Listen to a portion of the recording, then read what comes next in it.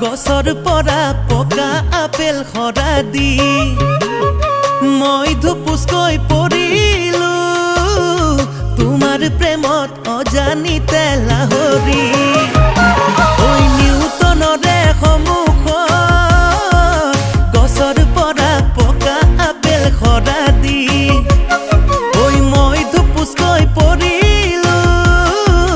তোমাৰ প্ৰেমত অজানিতে লাহৰি